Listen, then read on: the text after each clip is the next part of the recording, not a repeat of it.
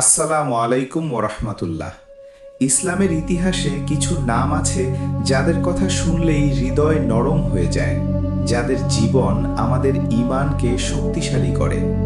আজ আমরা জানব এমন একজন মহান সাহাবীর জীবনের গল্প, যিনি ছিলেন নবী সাল্লাল্লাহু আলাইহি ওয়াসাল্লামের সবচেয়ে ঘনিষ্ঠ বন্ধু, যিনি ইসলামের প্রথম খলিফা এবং যিনি তার সব কিছু আল্লাহর পথে বিলিয়ে দিয়েছিলেন।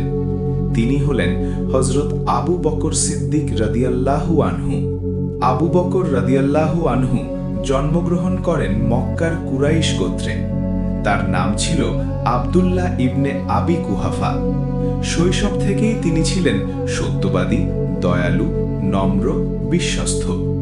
মক্কার মানুষ তাকে এতটাই বিশ্বাস করত যে কেউ যদি কোনো গুরুত্বপূর্ণ জিনিস রাখার জায়গা না পেত, তারা আবু বকর রাদিয়াল্লাহু আনহুর কাছেই রাখত। তিনি কখনো মূর্তি পূজা করতেন না, যা তাকে অন্যদের থেকে আলাদা করে তোলে। আবু বকর রাদিয়াল্লাহু আনহু এবং নবী সাল্লাল্লাহু আলাইহি ওয়াসাল্লাম ছোটবেলা থেকেই বন্ধু ছিলেন। তাদের বন্ধুত্ব ছিল বিশ্বাসের, সম্মানের, ভালোবাসার। যখন সবাই নবীজিকে অবিশ্বাস করছিলেন, তখন আবু বকর রাদিয়াল্লাহু আনহু ছিলেন তার পাশে। যখন নবী সাল্লাল্লাহু আলাইহি ওয়াসাল্লাম আল্লাহর পক্ষ থেকে নবুয়ত লাভ করেন, তিনি প্রথমে তার কাছের মানুষদের দাওয়াত দেন। আবু বকর রাদিয়াল্লাহু আনহু যখন এই কথা শুনলেন, তিনি এক মুহূর্তেও দেরি করেননি। তিনি বললেন, আপনি সত্য বলেছেন, আমি ইসলাম গ্রহণ করলাম। এই দৃশ্য কল্পনা করুন, যার পাশে সন্দেহ, ভয়, বিরোধিতা, কিন্তু একজন মানুষ বিনা প্রশ্নে সত্যকে গ্রহণ করলেন। এই কারণেই তাকে বলা হয় আস-সিদ্দিক, অর্থাৎ সত্যের স্বীকৃতিদাতা। ইসলাম গ্রহণ করার পর তিনি বসে থাকেননি। তিনি তার বন্ধুদের ইসলাম গ্রহণের দাওয়াত দিতে শুরু করেন। তার মাধ্যমেই ইসলাম গ্রহণ করেন উসমান রাদিয়াল্লাহু আনহু, জুবায়ের রাদিয়াল্লাহু আনহু, তালহা রাদিয়াল্লাহু আনহু। এটা তার সবচেয়ে বড় অবদানগুলোর একটি। আবু বকর রাদিয়াল্লাহু আনহু অত্যন্ত ধনী ছিলেন, কিন্তু ইসলাম আসার পর তিনি তার সম্পদ আল্লাহর পথে ব্যয় করতে শুরু করেন। সবচেয়ে বিখ্যাত ঘটনা, বিলাল ইবনে রাবাহ রাদিয়াল্লাহু আনহু ছিলেন একজন দাস। তার মালিক তাকে ভয়ঙ্কর নির্যাতন করত। গরম বালুর উপর শুইয়ে রাখা, বুকে পাথর চাপানো। তবুও তিনি বলতেন, আহাদ আহাদ, অর্থাৎ আল্লাহ এক। এই দৃশ্য দেখে আবু বকর রাদিয়াল্লাহু আনহু কেঁদে ফেলেন। তিনি তাকে কিনে মুক্ত করে দেন। এটা শুধু একটি দাস মুক্ত করা ছিল না, এটা ছিল ঈমানের জন্য একটি বিপ্লব। যখন মক্কার অবস্থা কঠিন হয়ে যায়, নবী সাল্লাল্লাহু আলাইহি ওয়াসাল্লাম মদিনায় হিজরতের নির্দেশ পান। এই সফরের জন্য তিনি একজন সঙ্গী বেছে নেন। তিনি ছিলেন আবু বকর রাদিয়াল্লাহু আনহু। এটা প্রমাণ করে তিনি কতটা বিশ্বাসযোগ্য ছিলেন। তারা রাতে মক্কা থেকে বের হয়ে সাউর গুহায় আশ্রয় নেন।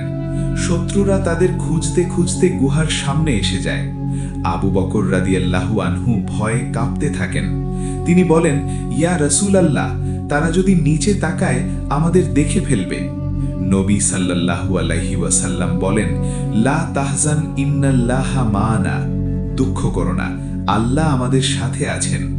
এই মুহূর্ত ইসলামের ইতিহাসের সবচেয়ে শক্তিশালী ঈমানের উদাহরণগুলোর একটি।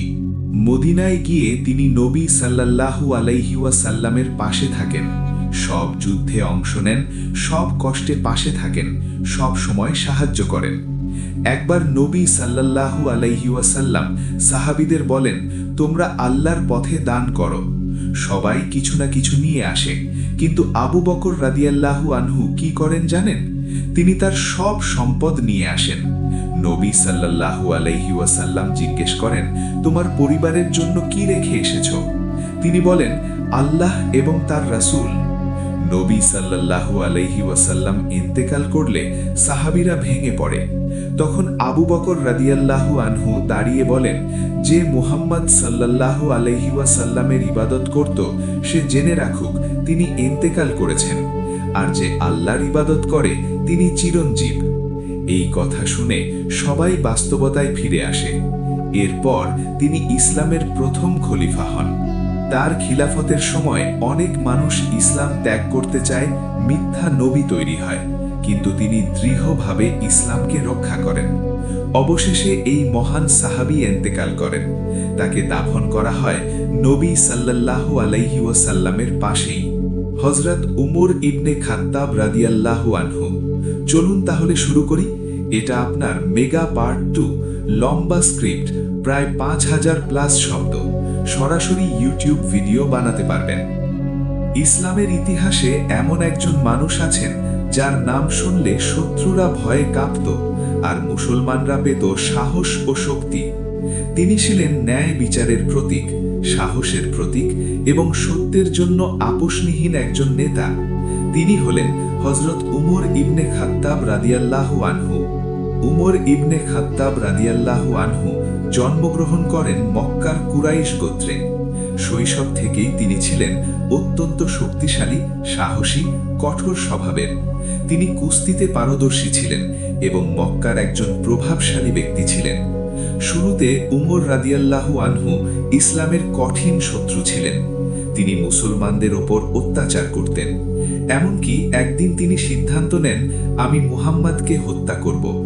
এই দৃশ্য কল্পনা করুন, একজন শক্তিশালী মানুষ তলোয়ার হাতে বের হয়েছেন। পথে একজন লোক তাকে বলল, আগে নিজের ঘরের খবর নাও। উমর রাদিয়াল্লাহু আনহু জানতে পারেন তার বোন ইসলাম গ্রহণ করেছেন। উমর রাদিয়াল্লাহু আনহু রাগে তার বোনের বাড়িতে যান। সেখানে তিনি কুরআনের আয়াত শুনতে পান, সূরা তহায়ের আয়াত। এই আয়াত তার হৃদয়কে কাঁপিয়ে দেয়। তার চোখে পানি চলে আসে।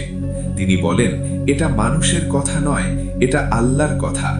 এরপর তিনি সরাসরি নবী সাল্লাল্লাহু আলাইহি ওয়াসাল্লামের কাছে যান। সবাই ভয় পেয়ে যায়, উমর এসেছে। কিন্তু নবী সাল্লাল্লাহু আলাইহি ওয়াসাল্লাম বলেন, দরজা খুলে দাও। উমর রাদিয়াল্লাহু আনহু ভিতরে এসে বলেন, আমি ইসলাম গ্রহণ করতে এসেছি। এই মুহূর্তে সবাই তাকবীর দেয়, আল্লাহু আকবার। উমর রাদিয়াল্লাহু আনহু ইসলাম গ্রহণ করার পর মুসলমানরা প্রকাশ্যে নামাজ পড়তে শুরু করে। তিনি বলেন, আমরা কেন লুকিয়ে থাকব? তার সাহস মুসলমানদের শক্তি দেয়। চলুন শুরু করি। এটা আপনার মেগা পার্ট 3 ইউটিউব স্ক্রিপ্ট, সরাসরি ভিডিও বানানোর জন্য প্রস্তুত। আসসালামু আলাইকুম ওয়া রাহমাতুল্লাহ। আজ আমরা জানব ইসলামের ইতিহাসের এমন এক মহান ব্যক্তির জীবন, যিনি ছিলেন অত্যন্ত লজ্জাশীল, দানশীল এবং কুরআনের প্রতি গভীর ভালোবাসার অধিকারী। তিনি হলেন হযরত উসমান ইবনে আফফান রাদিয়াল্লাহু আনহু। উসমান ইবনে আফফান রাদিয়াল্লাহু আনহু জন্মগ্রহণ করেন মক্কার কুরাইশ বংশে। তিনি ছিলেন অত্যন্ত ভদ্র, শান্ত স্বভাবের, সম্মানিত পরিবারের সন্তান। তার লজ্জাশীলতা ছিল অসাধারণ, যা তাকে অন্যদের থেকে আলাদা করে তুলেছিল। উসমান রাদিয়াল্লাহু আনহু ইসলাম গ্রহণ করেন নবী সাল্লাল্লাহু আলাইহি ওয়াসাল্লামের দাওয়াত পাওয়ার পর। তিনি কোনো দ্বিধা না করে সত্য গ্রহণ করেন। তার স্ত্রী ছিলেন নবী সাল্লাল্লাহু আলাইহি ওয়াসাল্লামের কন্যা রুকাইয়া বিনতে মুহাম্মদ। এ সম্পর্ক তাকে নবী সাল্লাল্লাহু আলাইহি ওয়াসাল্লামের আরো কাছাকাছি নিয়ে যায়। উসমান রাদিয়াল্লাহু আনহু ইসলাম গ্রহণ করার পর বহু কষ্ট সহ্য করেন। তিনি ও তার স্ত্রী মদিনায় হিজরত করেন এবং সব বাধা অতিক্রম করে ইসলামের পথে অটল থাকেন। উসমান রাদিয়াল্লাহু আনহু ছিলেন ইসলামের অন্যতম বড় দানশীল ব্যক্তি।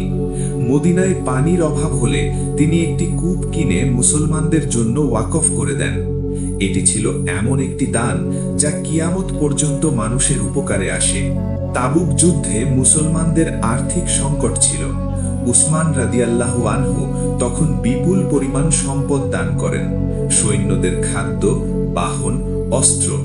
নবী সাল্লাল্লাহু আলাইহি ওয়াসাল্লাম তার দানের প্রশংসা করেন।